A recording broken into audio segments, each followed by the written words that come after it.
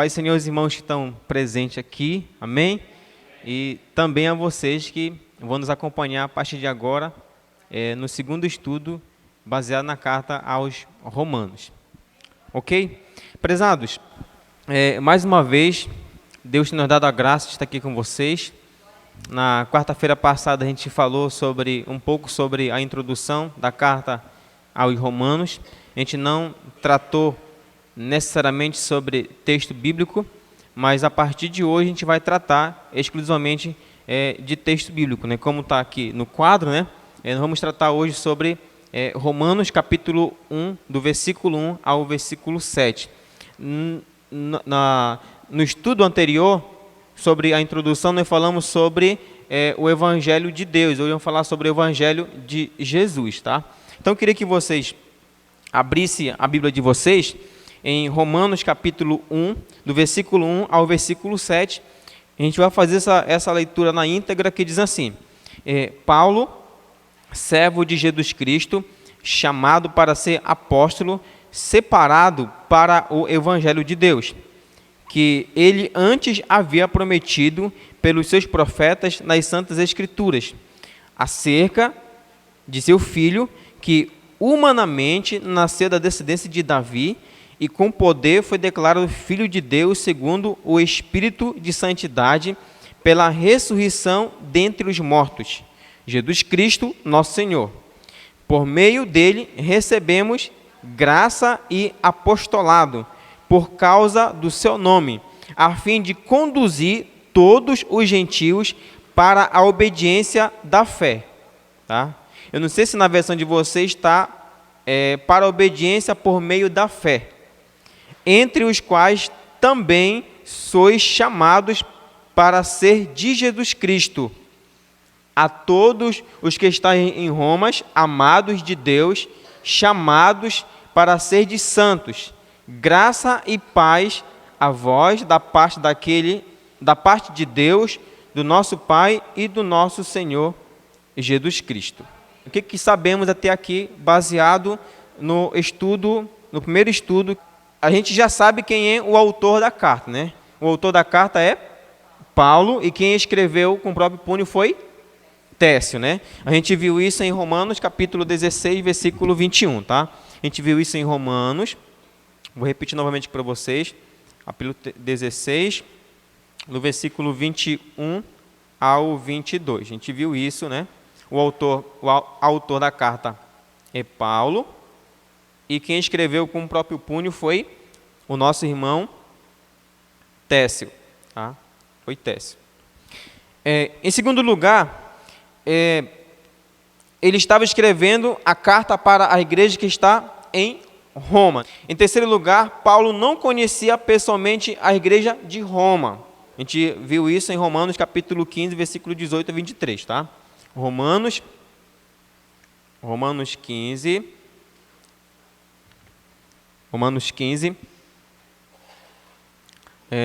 18 a 23. Tá? Paulo está escrevendo para uma igreja que ele não conhece. Em quarto lugar, a igreja havia sido plantada provavelmente por quem? A gente estudou isso no primeiro estudo, né? Provavelmente essa igreja ela foi plantada pelos irmãos que estavam no dia da festa do Pentecostes, né? Em Atos capítulo 2, versículo 10. Tá? Atos 2, 10. Atos 2, 10. Então, o autor da carta é Paulo, quem escreveu com o próprio punho foi Técio. Paulo está escrevendo para a carta para uma igreja que está em Roma. Paulo não conhecia pessoalmente a igreja em Roma, e a igreja havia sido plantada provavelmente por cristãos que estavam na fé do Pentecostes. Tá? Então, é isso que a gente sabe até aqui, né? E o tema central da carta. Qual é o tema central da carta? O Evangelho, né? Tem uma palavra bem aqui, né? O tema central da carta é o Evangelho. A gente viu isso no capítulo 1, versículo 1 e o 9, né? A gente viu isso no Romanos, vou ter que colocar aqui. Romanos 1, versículo 1, versículo 9, versículo 15 e o 17. Versículo 15 e 17. Então, o tema central da carta, a Romanos é o Evangelho. E nós temos ainda no capítulo 1, nós temos uma afirmação doutrinária. Entendeu? Nós temos uma afirmação doutrinária. Paulo no capítulo 1 ele vai dizer que o Evangelho é de quem? O Evangelho é de Deus. Então a origem é Deus, né? Então a origem do Evangelho ela está em Deus, porque Paulo diz que o Evangelho é de Deus. Isso ainda no versículo 1 da carta aos Romanos. Tá? Então é o que nós sabemos até agora. Bom, antes de tratar de assuntos teológicos profundos, o apóstolo Paulo escreve uma saudação, ou seja, uma apresentação. E em sua apresentação, ele inclui informações importantes sobre o seu mestre. Então, o que nós vamos conversar hoje? Nós vamos falar sobre o que ele é, o que ele faz e o que ele anuncia. Tá? O que ele é, se eu colocar dessa forma, vocês vão entender. Né? O que ele faz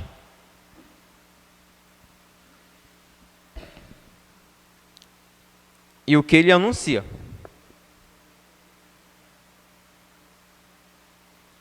Nessa apresentação do versículo 1 até o versículo 7, ele vai incluir informações sobre a pessoa dele e sobre a pessoa de Jesus, tá? Então, no versículo 1 até o versículo 7, Paulo ele vai dizer o que ele é, o que ele faz, o que ele anuncia, mas ao mesmo tempo ele vai dar também algumas informações sobre a pessoa de Jesus Cristo, tá? De Jesus Cristo. Então, em sua apresentação, ele inclui informações importantes sobre seu mestre. Apresenta Jesus como alguém que é tanto humano quanto divino. Isso no versículo 3 e no versículo 4. Sua missão, pregar aos gentios, do qual Roma é o coração. Versículo 5, parte A. A sua mensagem, qual é a mensagem dele? Obediência por meio da fé. Versículo 5, parte B. Ou seja, crer naquele que fora prometido nas Santas Escrituras. E ressalta a importância da ressurreição de Jesus, justificando que Jesus não se tornou divino depois de ressuscitar dos mortos, mas já era divino, como afirma no versículo 4. Tá, irmãos? Isso aqui é importante, tá? Jesus, ele não se tornou divino, ou seja, ele não se tornou filho de Deus, ele não se tornou Deus após a sua ressurreição. Paulo vai dizer que ele já é o próprio Deus, tá? Ele já é divino. E a declaração filho de Deus declara que ele é divino, e com a declaração filho de Davi, ele vai dizer que ele é rei. E você vai entender aqui por quê? Porque o imperador na época, ele se auto-intitulava rei. E aí, Paulo ele vai criar um confronto aqui, dizendo assim, o único rei que eu obedeço, que é o meu mestre, é Jesus, porque ele é o filho de Davi, ele é da linhagem de Davi. Tá, irmãos? Então, vamos lá.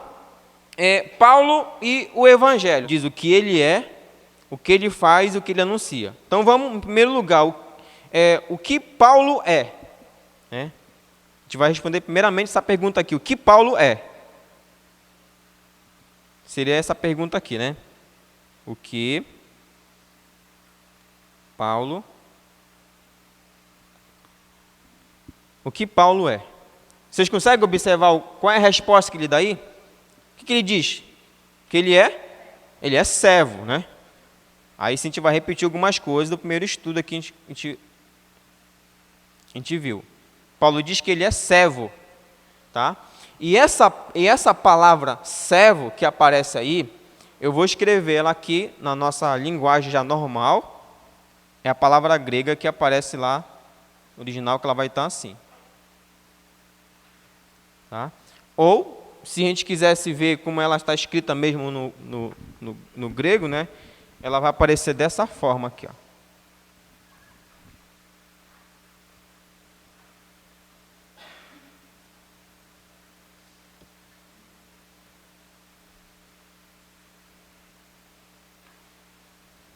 Tá? Ela vai aparecer dessa forma. Bom, então, o que Paulo é? No capítulo 1, do versículo 1 ao versículo 7, primeiramente nós vamos responder o que Paulo é. Ele diz que ele é servo. E essa palavra servo, que significa dulo, significa escravo. Tá? A palavra certa significa escravo. Ou seja, alguém que é propriedade de um mestre. Tá? Alguém que é propriedade de um mestre.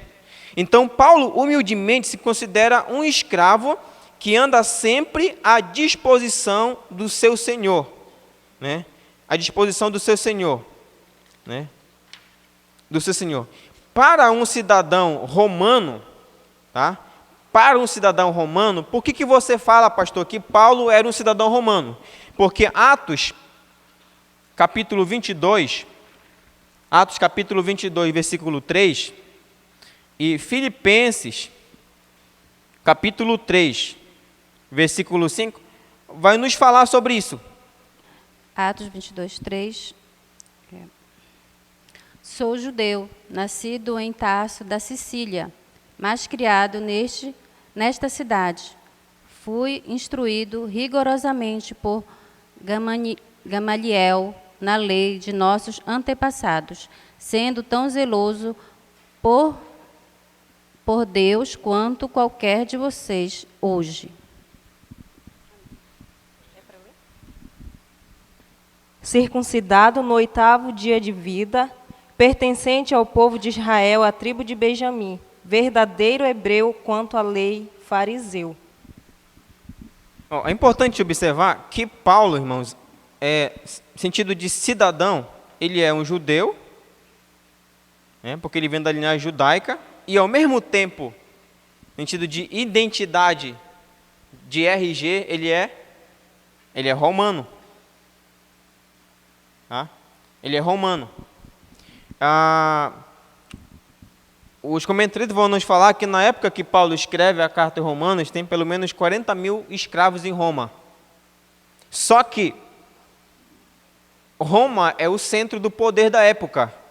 E então, para um romano se declarar servo, escravo, isso aqui era quase como algo inimaginável, pois na cultura helênica, ser escravo era ser uma vergonha, tá? Era ser uma vergonha.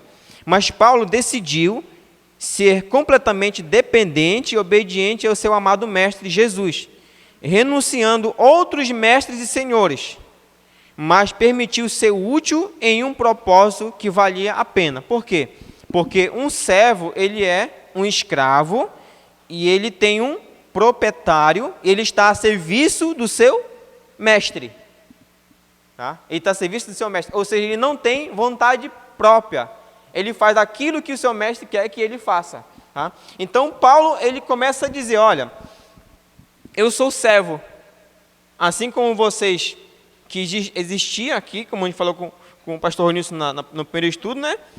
Tem os romanos aqui que são os gentios, né? E tem aqui os romanos também que são os judeus, entendeu? Que são os judeus. Então ele começa aqui a quebrar um pouco do ego dessas pessoas aqui, quando ele se apresenta como um escravo de Jesus, né? Como um servo de Jesus, e dizer que ele está a serviço desse mestre que é chamado Jesus Cristo, né? Aí, outro ponto importante, no tempo antigo, a posição de um escravo não era determinada apenas pela sua posição no contexto doméstico, mas pela posição do seu proprietário. Olha que interessante, ó. Dependendo de quem era o mestre, esse escravo ele tinha um certo valor. E aí Paulo vai dizer que ele é servo de quem? Ele é servo de quem, irmão? No versículo 1 aí. Ele é servo de Jesus Cristo. Então ele diz que o Senhor dele, o mestre dele é Jesus Cristo, né? Então Paulo tinha orgulho de servir a Jesus, porque ele não poderia conceder mestre maior. Ou seja, ele assim, eu não vejo na face da terra mestre maior que Jesus, tá? Que Jesus. Então, em primeiro lugar, Paulo ele é servo de Jesus Cristo, né? Ele é um escravo, ele é uma propriedade exclusiva de Jesus, está a serviço de Cristo na face da terra. Entendido aí, irmãos? Alguma dúvida? Nenhuma? Bom, vamos lá para a parte B do versículo 1. Vocês estão vendo aí que na Bíblia de vocês tem vírgula, não tem vírgula aí? Tá, Paulo, vírgula, né? Servo de Jesus Cristo, vírgula, não tem uma vírgula? Tem uma vírgula, né? Aí continua, chamado para ser apóstolo. Então a pergunta é, o que Paulo faz? O que Paulo faz? Seria responder essa pergunta aqui. A gente já sabe o que Paulo é, agora a gente vai responder a segunda pergunta, é o que Paulo faz. Paulo é chamado para ser apóstolo, tá? A palavra apóstolo significa enviado. Você vai entender isso aqui. Enviado. Se a gente fosse, depois eu sei que vocês são curiosos, depois vocês vão pesquisar, vocês vão achar a palavra apóstolo no original, ela vai estar assim, dessa forma aqui, ó.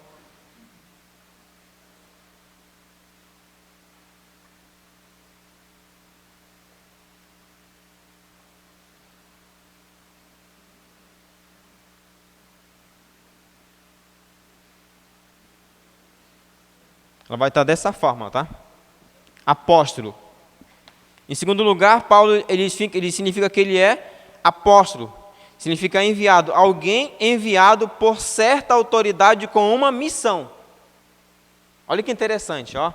Primeiro ele diz que ele é servo. Alguém que está, ou seja, que é exclusivo de um mestre, no caso Jesus. Só que em segundo lugar ele diz que além de servo, ele é apóstolo, ele é enviado. Ele é alguém enviado por certa autoridade com uma missão.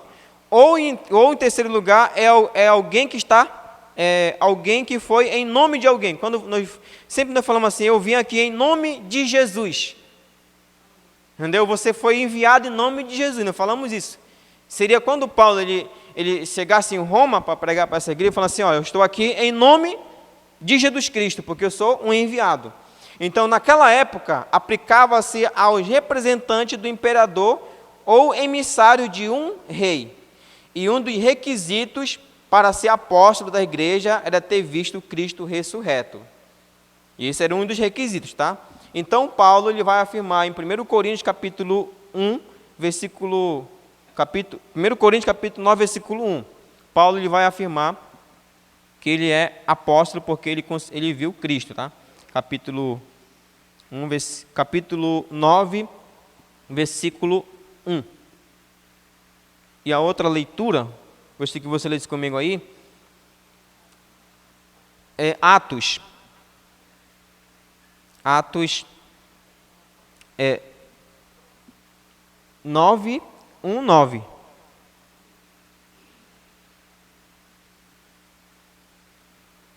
Ele vai ter essa base bíblica, dizer que ele é apóstolo porque ele viu Cristo ressurreto. Vamos ler só um texto aí?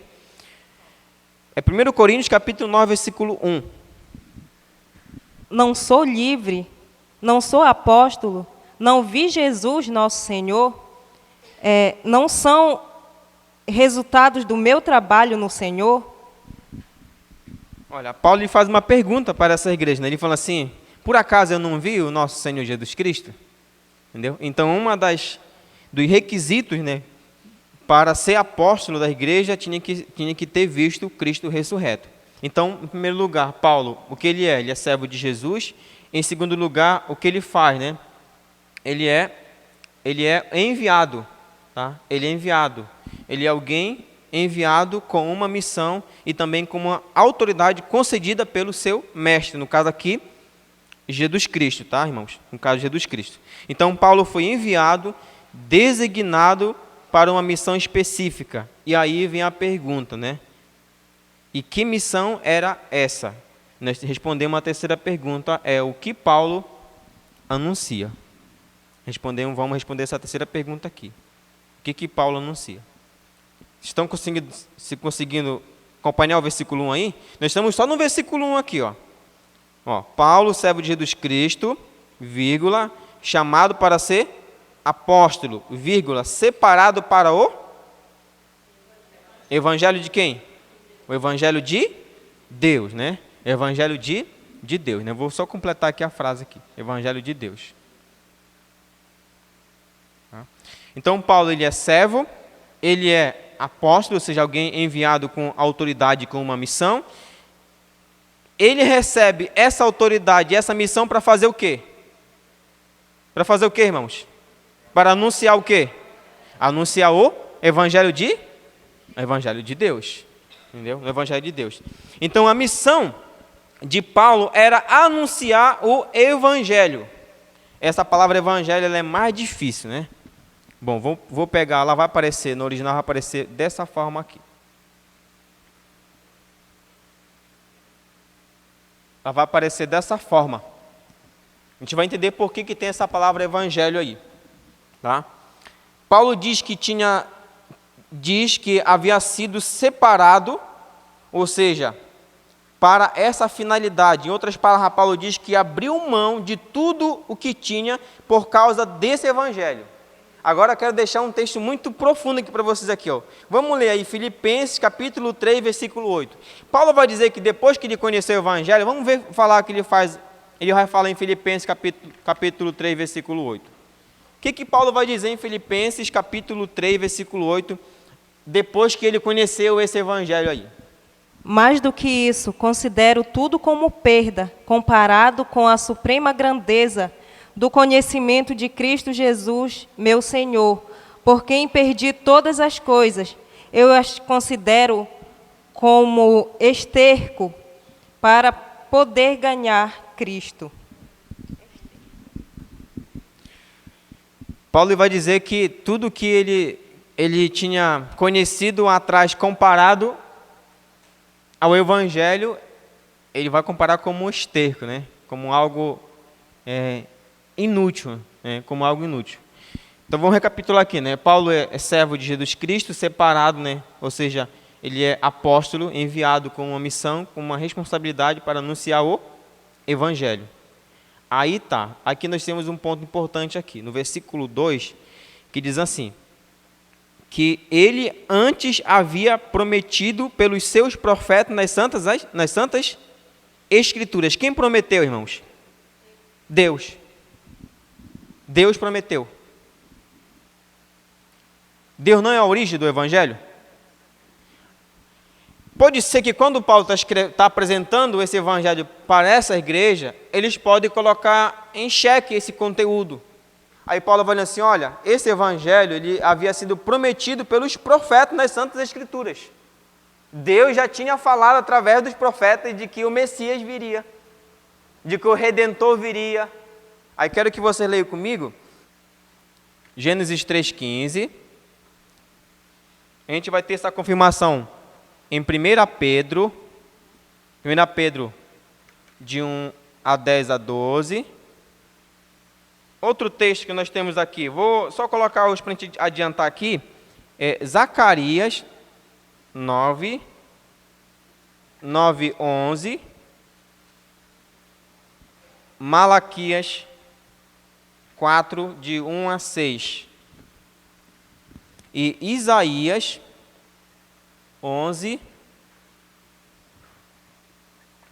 de 1 a 3. Vamos ler esses textos aqui? Aonde é que... Tem vários outros textos que anunciam a pessoa de Jesus, né? Mas a gente vai colocar esses 5 textos aí para fundamentar o que Paulo está dizendo, que esse Evangelho já tinha sido prometido pelos profetas nas Santas Escrituras. Gênesis 3,15. O que fala em Gênesis 3,15? Gênesis 3,15 fala, porém, inimizade entre você e a mulher, entre a sua descendência e o descendente dela. Este ferirá a sua cabeça e você lhe ferirá o calcanhar. A gente chama de Gênesis 3,15, chama de proto-evangelho, porque ele é o primeiro anúncio no Antigo Testamento referente ao nascimento de Jesus, sobre a vitória de Jesus sobre Satanás. Tá? Vamos ler aí 1 Pedro, capítulo 1, versículo 10 e 12.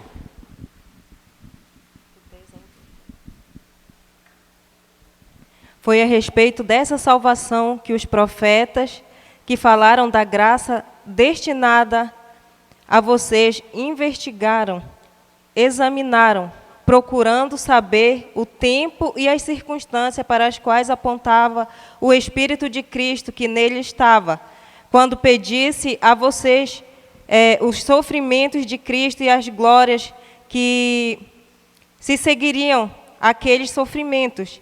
A eles foi revelado que estavam ministrando não para si próprio, mas para vocês, quando falaram das coisas que agora lhes são anunciadas, por meio daqueles que pregavam o Evangelho pelo Espírito Santo, enviado dos céus, coisas que até os anjos anseiam observar. Eu achei interessante essa última frase, que o Pedro vai falar que até os anjos procuravam sondar o momento em que se cumpriria a promessa do nascimento de Jesus, entendeu? Que Jesus viria, e diz que os profetas pregaram por intermédio do Espírito Santo de Deus. Pedro, capítulo 1, versículo de 1 a 10, vai falar sobre a salvação escatológica, né? Sobre a chegada do Messias. E aí Pedro vai afirmar assim, olha, você lembra que eu falei para vocês que a carta de Pedro ela é escrita no mesmo contexto da carta de Romanos? Pelos irmãos que foram expulsos por Nero, no ano 64. Pedro está falando assim, olha,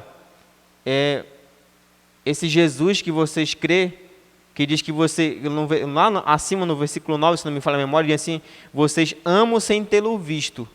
Se vocês olharem aí, está isso, né? Vocês amam ele sem tê-lo visto. Esse Jesus que vocês amam sem tê-lo visto, ele foi prometido pelos profetas. Tá? Vamos ler outro texto aí? Zacarias 9, 9 a 11.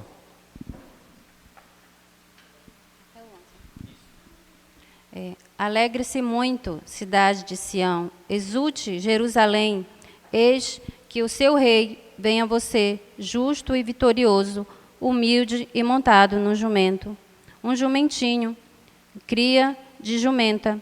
Ele destruirá os carros de guerra de Efraim e os cavalos de Jerusalém, e os arcos de batalha serão quebrados.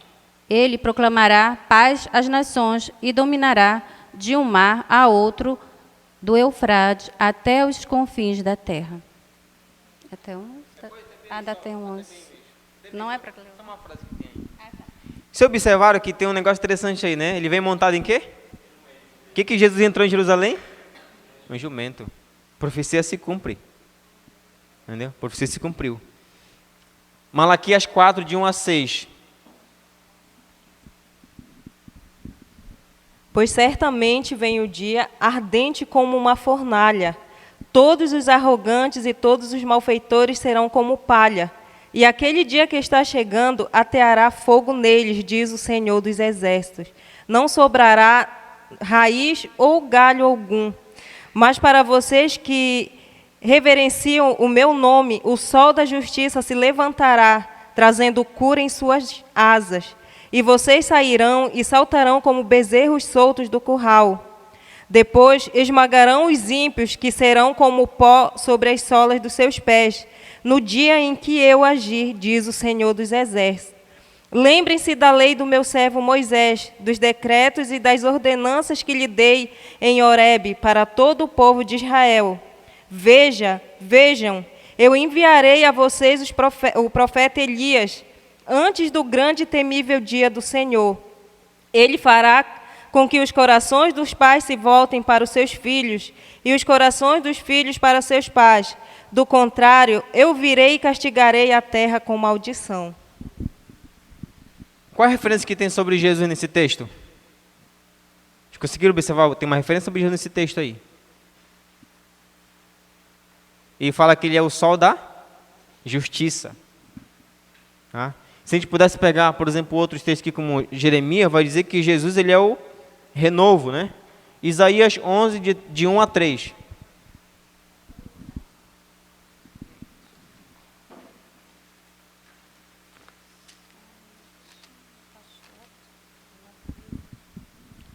Isaías.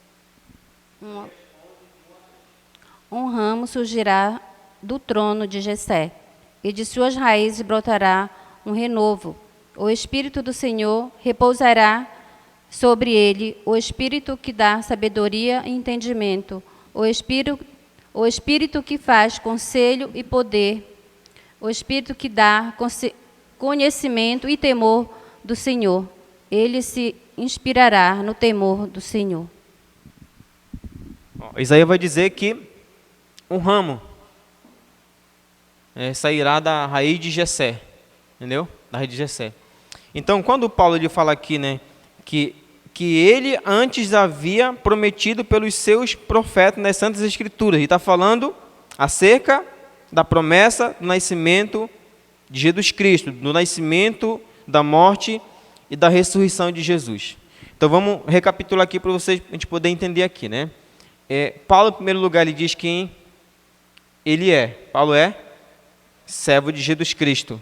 Em segundo lugar, Paulo vai dizer o que ele faz, né?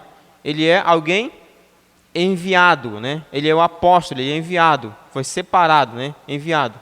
Em terceiro lugar, ele vai dizer o que ele anuncia. E diz que ele vai anunciar o evangelho, né? Que esse evangelho, aí vem a pergunta aqui para a gente aqui, né? O que significa a palavra literalmente evangelho? Boa notícia, né? Só que olha que interessante aqui, ó. No século I, se um imperador em um campo de batalha distante conquistasse grande vitória, que lhe assegurasse paz e estabelecesse sua autoridade, ele enviaria arautos. Aí vocês vão entender a palavra que eu falei lá na frente. E essa palavra arautos, no original ela está assim, ó, que é a mesma palavra que eu coloquei aqui em cima aqui, ó.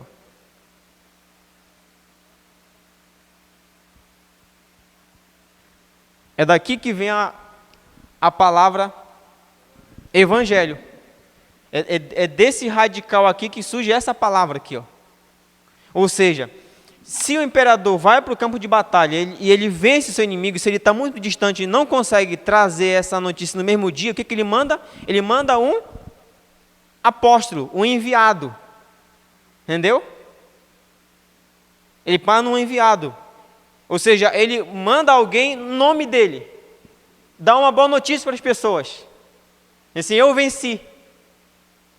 É essa notícia que Paulo tem para dar para as pessoas. A notícia é o evangelho, porque ele é um arauto. Entendeu? E essa notícia, e esse evangelho aqui, vai falar de Jesus. Jesus é a boa notícia. É muito conteúdo, né, irmãos? Eu sei que a gente olhando assim, né, o texto, né, lendo o versículo 1 até o 7, assim, sem a gente ter uma ajuda, a gente passa despercebido muita coisa. Mas quando a gente começa a estudar, a gente vê que isso aqui é muito profundo, né? Paulo diz assim, ó, sou servo, eu sou escravo de Jesus, eu sou servo desse mestre, eu fui chamado por Deus para pregar o evangelho, fui enviado por Deus. Então, e o conteúdo desse evangelho é a boa notícia que é Jesus Cristo, que já tinha sido prometido pelos profetas. Entendeu? Pelos profetas. Tá? Então, olha só, em palavras simples, o evangelho é um anúncio, é uma proclamação. Evangelho não é um conselho a ser seguido, é uma notícia sobre algo que foi feito, tá? Sobre algo que foi feito.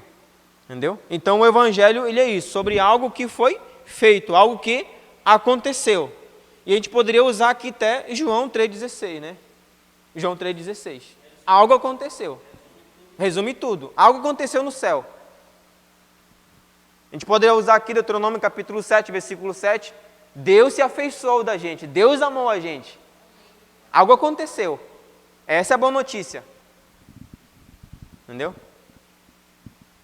É por isso que eu falei que daqui para frente o Romano vai começar a dizer para a gente que a gente não é bom, que a gente não é merecedor da graça, mas aí ao mesmo tempo ele diz assim, olha, tem uma boa notícia para você.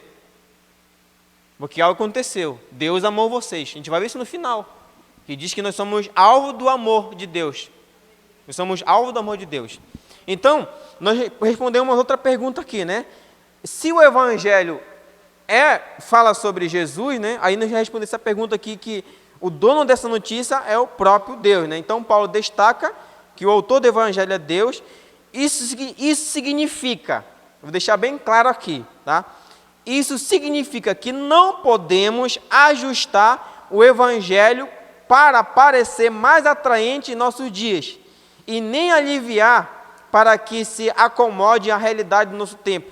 Antes devemos anunciar com autenticidade. Às vezes a gente diz assim, pastor, mas eu não vou pregar na igreja essa passagem aqui, porque é muito pesado, mas é o evangelho, é a boa notícia, é o tratamento de Jesus. Às vezes a gente tem medo de falar a verdade para as pessoas, só que o evangelho, a origem dele é em Deus. Então eu, como pastor, não tenho autoridade para ajustar isso à minha realidade.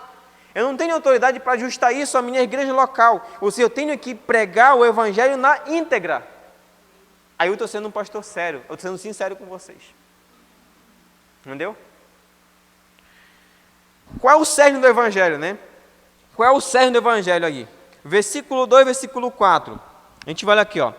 Que antes havia prometido pelos seus profetas nas Santas Escrituras acerca do seu filho, que humanamente nasceu da descendência de Davi e com poder foi declarado filho de Deus segundo o Espírito de santidade pela ressurreição dentre os mortos, Jesus Cristo, o nosso Senhor. Aí Paulo vai reduzir o evangelho aqui em 3 palavras. Já que o evangelho fala da boa notícia que é Jesus, e aí nós respondemos a pergunta aqui do pastor Ronilson que ele nos fez no primeiro estudo, né? O que eu vou pregar? Já se eu vou pregar Jesus, o que eu vou falar sobre Jesus? É simples. Nascimento, morte e ressurreição. E eu acrescento mais uma, que não aparece aqui nesse texto. Acrescento mais uma. A segunda vinda de Jesus. Esse é simples, esse é o evangelho. Essa é a boa notícia. Dizer que Jesus nasceu. Entendeu? Dizer que Jesus nasceu. Dizer que Jesus morreu. E dizer que Jesus ressuscitou. E dizer que Jesus voltará. O evangelho se resume nessas 4 palavras. Então vamos lá, O que é o evangelho, pastor? Segundo a carta de Romanos, ele é o cumprimento das profecias. Ele é o tema da revelação do Antigo Testamento. Por quê? Versículo 2 diz que ele havia prometido pelos santos, pelos seus profetas na Santa Escritura. Então, se cumpriu. Em segundo lugar, na sua humanidade, ele é a realeza, rei, um descendente de Davi. Isso está no versículo 3, acerca do seu filho, que humanamente nasceu da descendente de Davi. Ou seja, ele nasceu da raiz de Davi, da raiz de Jessé. Ao mesmo tempo, é divino. Por quê? Ele é filho de Deus. E quando ele se fala que ele é filho de Deus no versículo 4, aí eu queria que vocês lessem comigo João capítulo 5, versículo 18. João 5, 18.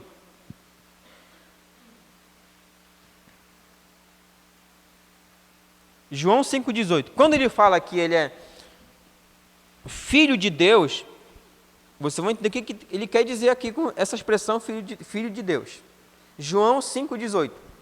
Por essa razão, os judeus mais ainda queriam matá-lo, pois não somente estava violando o sábado, mas também estava dizendo que Deus era o seu próprio Pai, igualando-se a Deus. A gente se detenha nessa última parte do versículo aí, né? Quando ele fala que ele está se igualando ao Pai, está dizendo que ele é também da mesma essência que o Pai, que ele é também Deus, né? Que ele é Deus. Então Jesus Cristo é Deus. Quando ele fala aqui, e com poder foi declarado Filho de Deus segundo o Espírito. Quando a gente vai ler os evangelhos, toda a ação de Jesus é através de quê? Através do Espírito. Então, quando acusaram ele de que ele estava, quando ele falou que a blasfêmia é o pecado que não tem perdão, é quando ele expulsou o demônio daquele rapaz, e aí as pessoas acusaram ele de estar expulsando em nome de Beelzebu. Entendeu?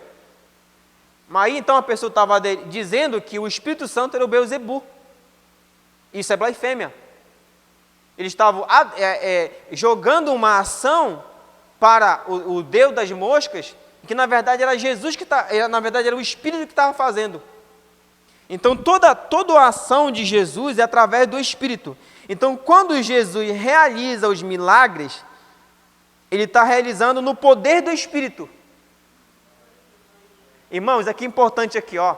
Se Jesus dependia do Espírito para fazer a obra, imagine nós como igreja. Toda ação que ele faz é através do Espírito. Então, quando Jesus cura, quando Jesus ressuscitava, ele estava fazendo através do Espírito. Então, isso comprovam que ele era o Filho de Deus. Por isso que ele fala aqui, ó, e com poder foi declarado Filho de Deus segundo o Espírito de santidade. O que testifica que ele é Filho de Deus? As obras que ele faz através do Espírito. Isso certifica que ele é Filho de Deus. Ele é a fonte sempre viva de graça, versículo 5, ó, pela ressurreição, ó, versículo 5, por meio dele recebemos graça e apostolado. E aí a gente, como eu falei para você, a gente reduz aqui, né, o que é o Evangelho. Primeiro, o que é o Evangelho? Falar sobre Jesus, né? Nascimento de Jesus, né? Porque Jesus é descendente de Davi. Paulo identifica Cristo como um homem, um judeu e o Filho de Deus. Nasceu de uma virgem como Maria, na família de Davi. O fato que lhe conferia o direito ao trono de Davi. Então, primeiro, Paulo ele tem a responsabilidade aqui de anunciar uma boa notícia, que é o Evangelho. Esse Evangelho fala sobre a pessoa de Jesus. E falar de Jesus é falar do seu nascimento. Dizer que Jesus nasceu. Irmão, só o fato de a gente entender que nós somos pecadores, que estamos sentenciados a morrer, e que nós não poderíamos chegar à justificação pelos nossos próprios atos, e saber que nasceu alguém, ó, nasceu a esperança, o ramo, o sol da justiça, o Emanuel, o Deus conosco, o justo, nasceu a nossa esperança, nasceu Jesus. Aí, em segundo lugar, pela sua ressurreição dentre os mortos, Jesus morre. A gente, sem merecer, Jesus morre no nosso lugar para receber a ira de Deus sobre o corpo dele, sobre a pessoa dele. Morreu. Jesus morreu. E em terceiro lugar, pela sua ressurreição. A gente poderia até ler aí Efésios capítulo 4, versículo 8, 1 Coríntios capítulo 15, versículo 54. Então, nascimento, morte e ressurreição. E como eu falei para vocês, a gente acrescenta mais uma parte aqui, né? A segunda vinda de Jesus. A segunda vinda de Jesus. Então, a mensagem do Evangelho é essa. Jesus Cristo, falar do seu nascimento, falar da sua morte, falar da sua ressurreição e falar da sua segunda vinda. Esse é o Evangelho. A mensagem do Evangelho é que Deus em Cristo está restaurando o mundo. Eu quero deixar muito claro isso aqui, ó.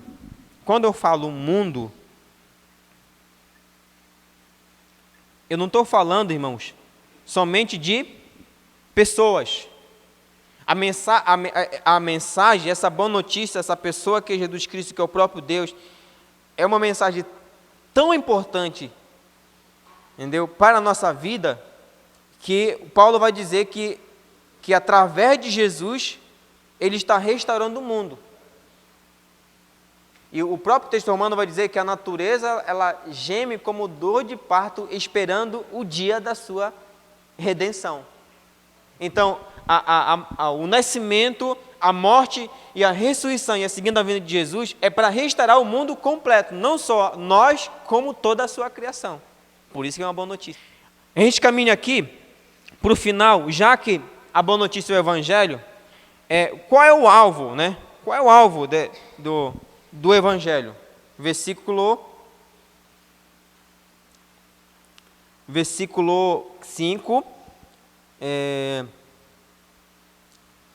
versículo 5, a parte B. Porque por meio dele recebemos a graça e apostolado, vírgula, por causa do seu nome, a fim de conduzir todos os gentios para a obediência da fé.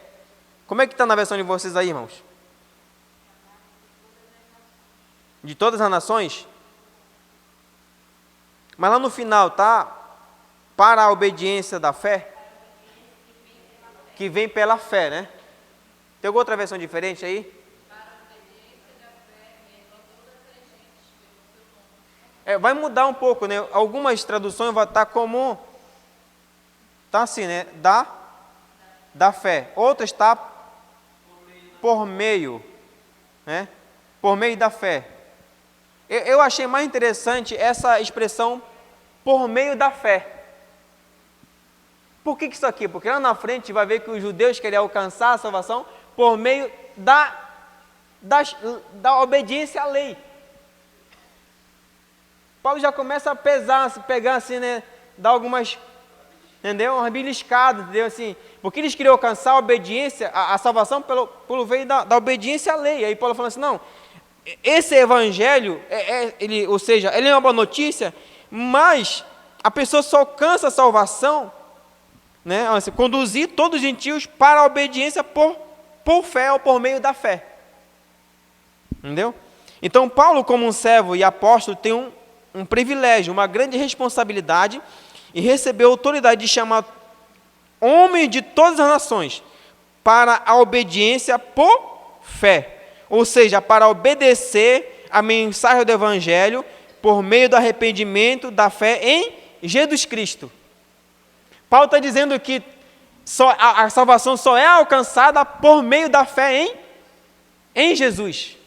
Só que essa fé aqui, irmãos, não é só crer em Jesus. Entendeu? Ela tem que ser uma fé que tem que ter obras. Ela tem que ter resultado. Eu não posso dizer, não é uma fé só de status. Eu estou aqui em Roma, eu sou cristão, eu tenho fé em Jesus. Mas a questão não é só isso. Ele fala assim, vocês têm que crer em Jesus, mas também tem que obedecer à Escritura, viver debaixo do senhorio dele. Porque ele é o mestre. Paulo inicia falando que ele é servo. Que ele é servo. Tá? Que ele é servo.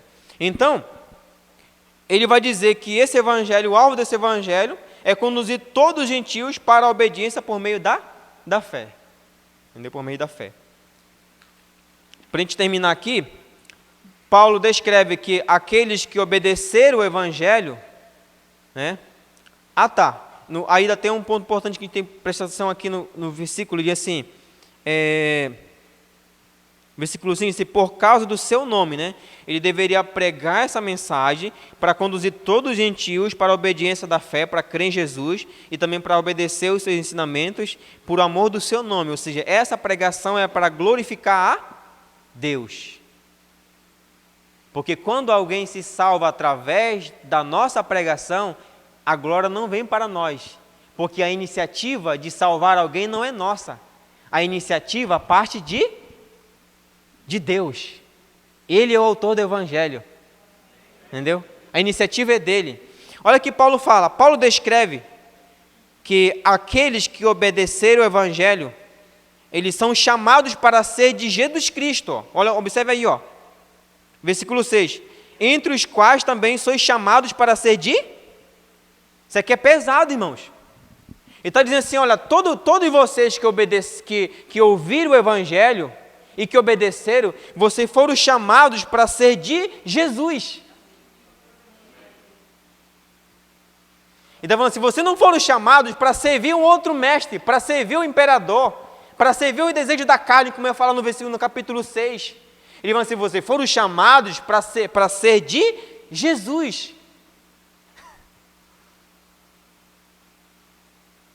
Propriedade exclusiva de Jesus Cristo, né? Aí ele fala no versículo 6, enfatizando que foi Deus quem tomou a iniciativa da salvação, pois são, versículo 6 ainda diz assim, versículo 7, a todos que estão em Roma, amado de Deus. Ele fala assim, vocês foram chamados para ser de Jesus, e vocês são amados de Deus, ou seja, vocês são alvo do amor de Deus. São alvo do amor de Deus.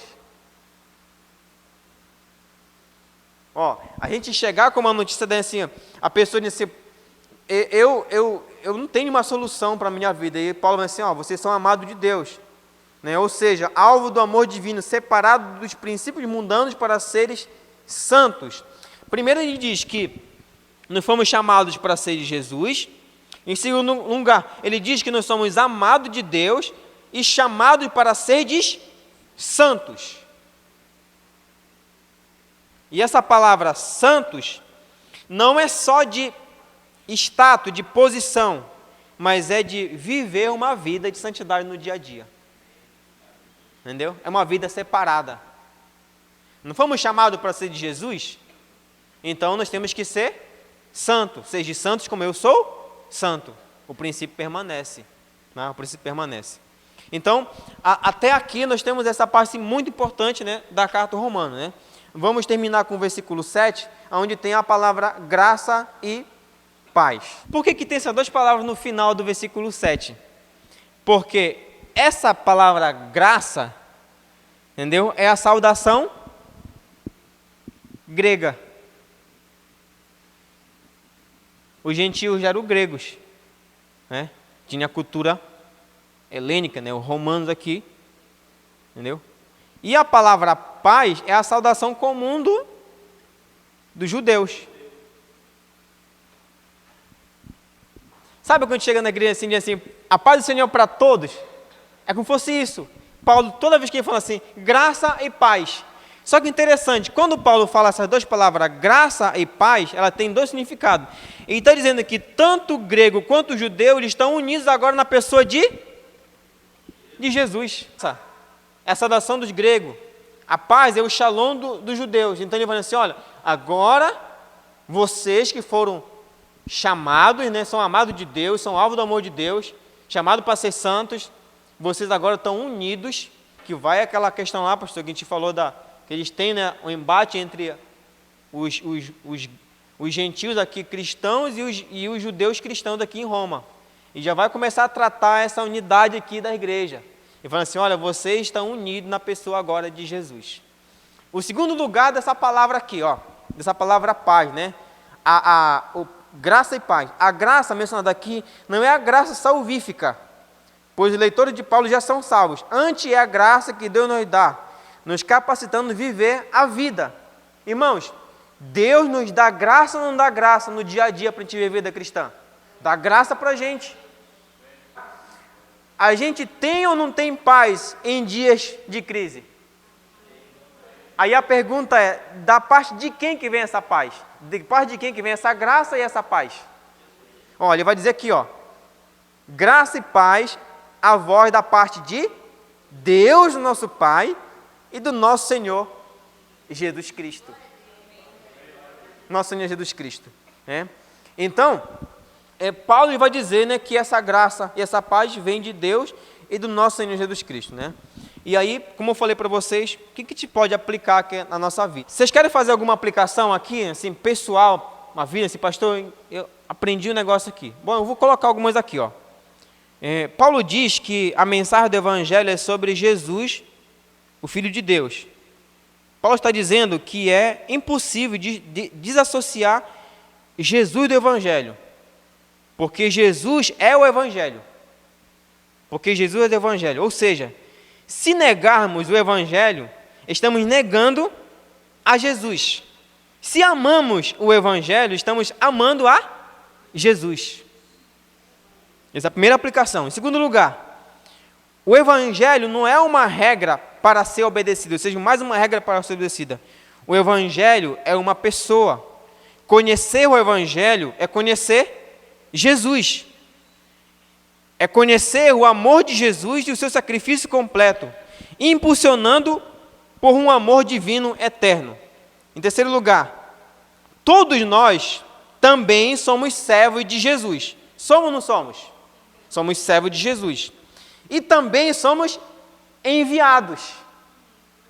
E temos autoridade de Deus para anunciar para as pessoas os feitos de Jesus. Entendeu?